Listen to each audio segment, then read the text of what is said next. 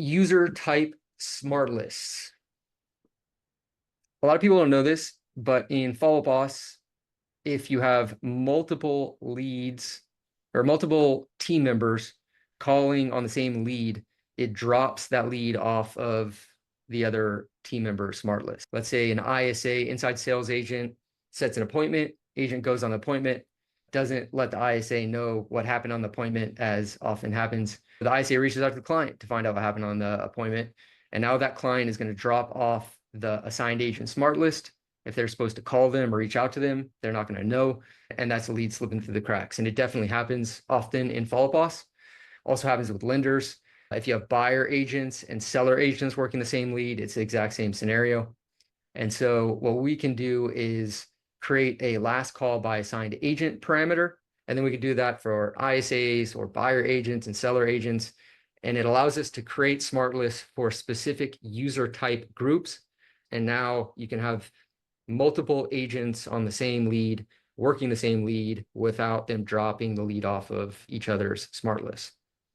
Daniel, you just covered a nuance that I don't want to dumb it down for those that watch this, that are watching it live. You might even not realize the impact of this if you're not seeing it. Like one of the benefits of having 100 plus agents is you see a lot of micro trends really largely in your face, and they look really bad when you catch these things happening. When we were a smaller company, I think a lot of things went under my radar personally because it's such a small percent of 15 agents, 12 agents, you just don't see it. So we used to have lenders in our account. We don't anymore because of the issue you just described. Now that we have interface, one of our next builds we'll prioritize is bringing in lenders back into FUB because it won't cause issues. But historically, if the lender, let's say, called a hot lead through FUB the way the team leader wanted, and let's say the agent was relying on their smart list like they should be for hot follow-up and said, you know what, I don't need to set a task for Mr. and Mrs. Smith.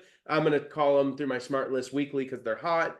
They're an active client. And then the lender goes for a pre-qual follow-up that they said they'd return the call. Now they just went 2 weeks without talking to that person they committed to talking to a week from now, all because the lender accidentally cleared their smart list. And that's just for that type. So now we've seen leads that go 3 weeks, 5 weeks, 4 months without a single outreach because they've not shown up on a single smart list. All because we used to use the last communication field for our outreach list for hot, warm, cold, all of them, which caused a lot of follow-up issues for us.